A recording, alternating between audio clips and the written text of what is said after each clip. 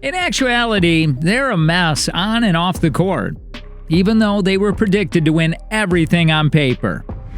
The Brooklyn Nets are struggling on the court, and their players are a public relations nightmare. Kyrie Irving was just placed on indefinite leave by the team for endorsing an anti-Semitic video. It's unknown when or if he'll return. The Nets have been the betting favorite for each of the last 3 seasons, but owing to injuries, awful moves, many controversies, and ongoing stress, they're unlikely to even reach the playoffs. Here's a quick look at the Nets' problem and how they went from being a title favorite to a total train wreck. Until 2017, everyone admired Kyrie Irving when he was just a basketball player. Things started to get strange when he expressed a strong desire to leave Cleveland and LeBron, which made little sense. He publicly attacked his Celtics teammates when he arrived in Boston and offered LeBron an apology. When someone first dared to suggest that Kyrie was a little bit crazy, it was just lighthearted joking. But he soon began to think the Earth was flat. But what recently occurred is far from a joke about the flat Earth. Irving adopted a position akin to what Kanye West did later when he posted a link to a documentary that supports the anti-Semitic movement. The Nets allowed him to retract his remarks, but Kyrie chose not to provide a sincere apology. If this were a one-off incident, it would still not be acceptable, but it would be simpler to brush it off as an error. However, Kyrie Irving was the only Nets player and one of the few in the league who failed to receive the coronavirus vaccine last year, which resulted in Irving being banned from playing in the state of New York. This is a problem. Brooklyn then had no choice but to severely punish him with a $500,000 fine and at least 5 games of suspension without pay. He was initially banned from all games by the Nets, but they later acknowledged their error. Irving finally entered the game because Kyrie was still a fantastic player and could still be very helpful on the road. However, the team's erratic play and yo-yo situation made one superstar very uneasy and led him to question the Nets' commitment to winning a title. Just 1 year after the Nets gave up half of their house to bring him to Brooklyn, James Harden wanted to move because he was sick of the team and Kyrie Irving's antics. He wanted to go away from Kyrie and KD, and the beard was worth 3 first-round picks, 4 pick swaps, and very strong players. The Nets were compelled to act, and after dragging their heels for weeks, they eventually moved Harden to Philadelphia for 2 first-round picks, Seth Curry and Ben Simmons. The latter was a former All-Star and one of the best defenders in the league, but all they got from him was a fistful of air and a pail of wind. Well, translation, Nation got nothing from Simmons because he elected not to play.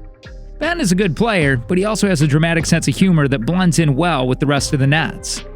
The Nets supporters found him to be quite irritating. At first, Simmons assured everyone that he would play and texted the team that he would dress for the first round of the playoffs.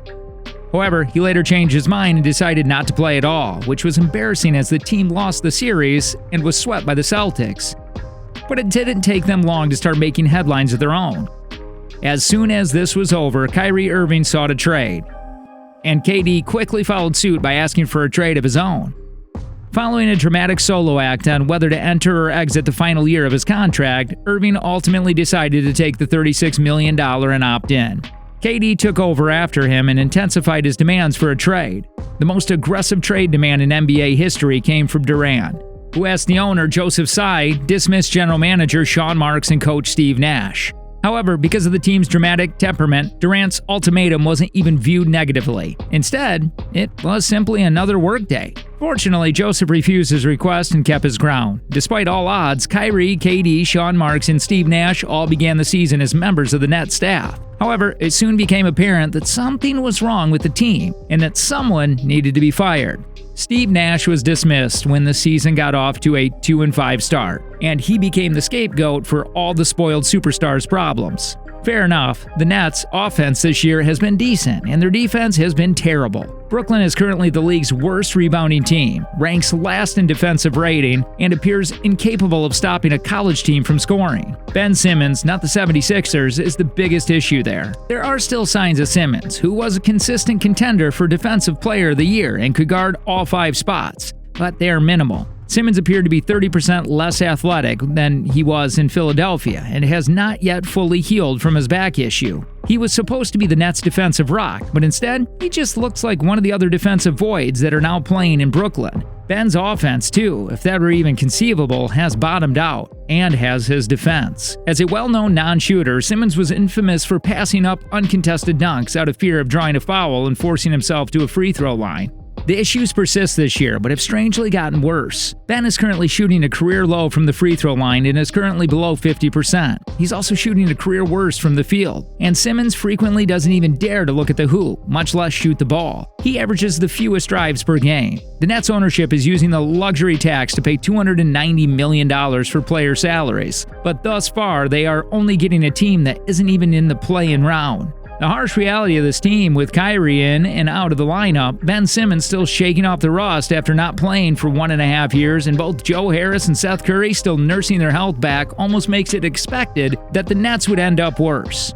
KD is still as good as ever, scoring over 30 points per game and hitting over 50% of his shots, and it seems unreal that the team with a prime Durant can't. But when KD, Harden, and Kyrie first teamed up a couple of seasons ago, there were such high expectations for this group. In the 2021 playoff, Kyrie and Harden sustained several injuries that prevented them from winning the Larry O'Brien Trophy with the superstar trio, who were averaging 120 points per 100 possessions. As a result, the Milwaukee Bucks defeated them and went on to become the NBA champions. The Nets were swept by the Celtics last season because of Kyrie vaccine controversy and the departure of Harden, and they are still winless throughout the regular season. A dirty little truth about what James Harden means to the Nets was also made public by the Celtics series. He allowed Durant to develop into the NBA's most lethal off-ball weapon, like at Golden State, and Irving, who is not natural floor manager, to perform as he did when he played in LeBron's circle. Both Kyrie and Durant can tear a defense apart when given the opportunity, but neither of them is an engines, and the Celtics defense was too strong for them to be taken advantage of in straightforward ways. By persistently searching the mid-range for their shot and slowing down both player and ball movement, Kyrie and Durant each execute their variant of the heliocentric ball stoppage.